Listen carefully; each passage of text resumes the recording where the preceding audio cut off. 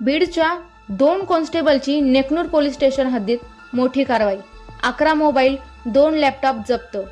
आरोपींचे परदेशात कनेक्शन असण्याची शक्यता. गुन्हा दाखल करण्यासाठी तब्बल 16 तासांचा लागला कालावधी.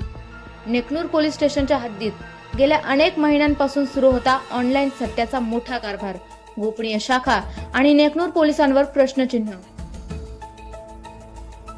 बीडच्या नेकनूर पोलीस स्टेशन हद्दीत बीड पोलीस मुख्यालयातील कॉन्स्टेबल विनायक जोगदंड आणि अनिकेत खेडकर यांनी रात्री 1 वाजता छापा टाकत ऑनलाईन बेटिंग करणाऱ्या 4 आरोपींना ताब्यात घेत ऑनलाईन बेटिंगचा पर्दाफाश केला आहे.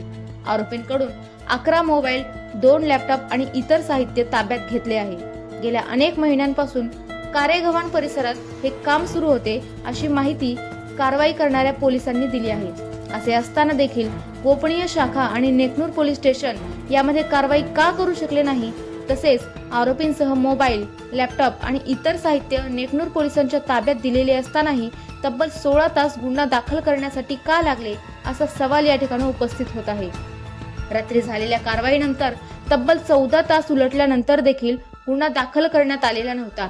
यासाठी नेकनूर पोलिसांकडून आणि विशेष गोपनीय शाखेतील पोलिसांकडून विलंब केला जात असल्याचे आरोप होत आहेत. या कारवाई संदर्भातल्या बातम्या प्रसिद्ध झाल्यानंतर हा गुन्हा दाखल करण्यात आला आहे.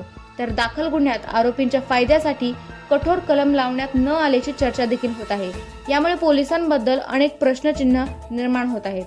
या कारवाईनंतर लाखो रुपयांचे बेकायदेशीर व्यवहार झाल्याचे जप्त केलेल्या मोबाईलमधून उघड झाले आहे.